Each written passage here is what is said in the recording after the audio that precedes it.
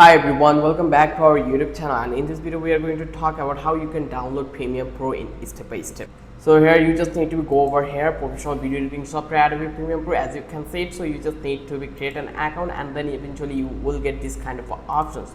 Once you come over that place, then you can acquire the free trial or you can buy this Adobe Premiere Pro. You just need to click over here buy now, and then you just need to provide your card details, so you can choose which one you want to download. I will select this one, and then I will select this one, select this one, and then it will eventually give you the options by reseller. Your country does not support this purchase. Okay, if you are from this country in Asia, then you are not able to download it, but you can download it. There's a couple of other way available. If you want those other way how it works, then comment me on the comment box. I will give you the full video on that. If you love this video, then don't forget to subscribe our channel and don't forget to hit the like button. Till then, have a good day. I will catch you in the next video with an interesting topic again.